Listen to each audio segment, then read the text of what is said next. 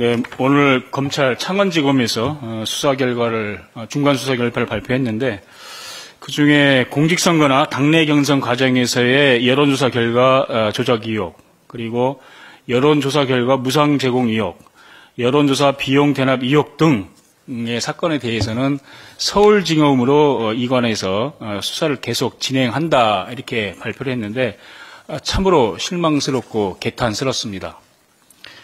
하루만 수사하면 뻔히 나올 결론에 대해서 몇 개월째 이렇게 끌고 있는 그 이유에 대해서 국민들은 똑똑히 지켜보면서 심판할 것이라고 생각됩니다.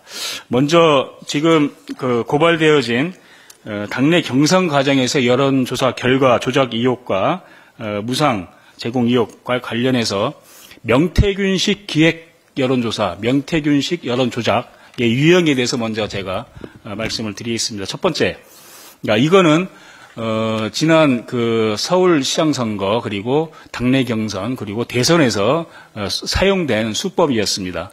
첫째, 비공표 여론조사를 통해 특정 후보에게 유리한 문항을 식별해서 공표형 여론조사의 문항을 설계했다는 것입니다.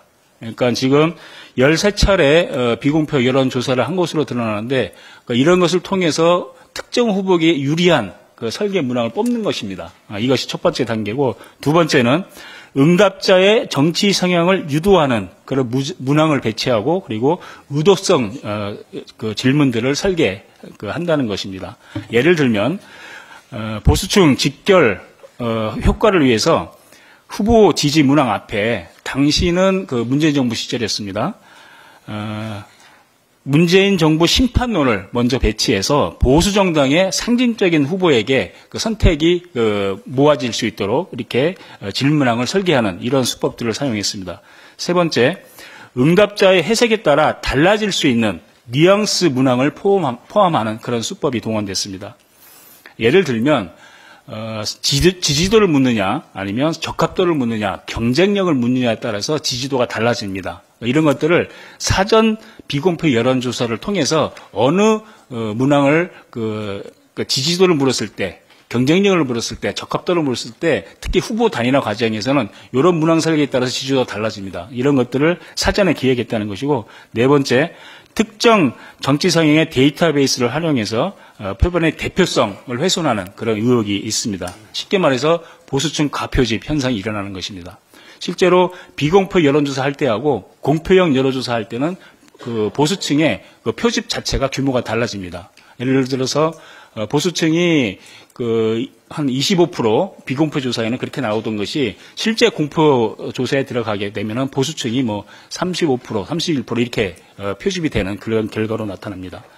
다섯 번째, 표본 및 가중가 부여 왜곡을 통해서 의도적인 결과를 도출을 하는 것입니다. 그것은 ALS 여론조사에서 RDD, 유선 RDD 비중을 3%로 하느냐, 20%로 하느냐, 이거에 따라서 또 보수층의 응답률이 달라지는 그런 효과가 나타나는데, 그런 것들을 명태균식 기획 여론조사 이렇게 5가지 유형을 통해서 기획한 것으로 이렇게 드러났습니다.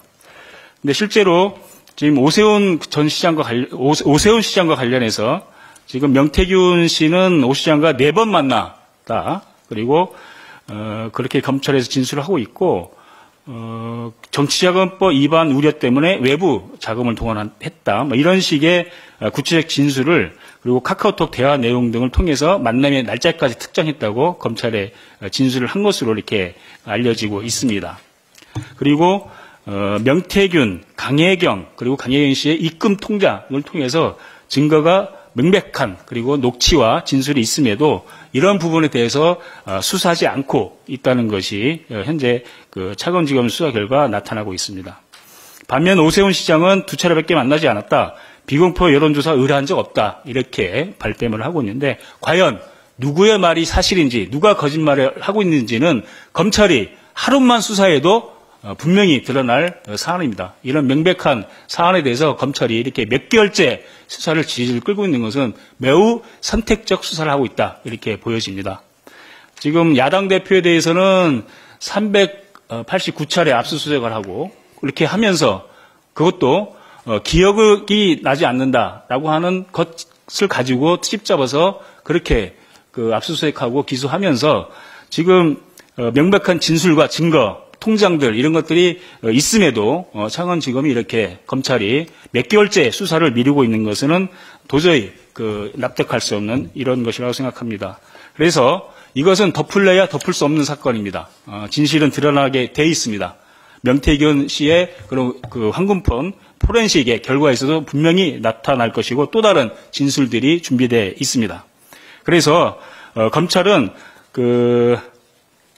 오세훈 시장에 대한, 홍준표 시장에 대한 수사할 의지가 있다면 이들이 증거인멸을 하기 전에 신속히 압수수색을 하고 그리고 출국 금지를 해서 이들에 대한 수사 의지를 분명하게 보여줄 것을 요구합니다. 그리고 즉각 수사에서 수사 결과를 모든 그 사건의 실체를 보여주는 그런 수사 결과를 할 것을 강력하게 요청합니다. 예, 이상입니다.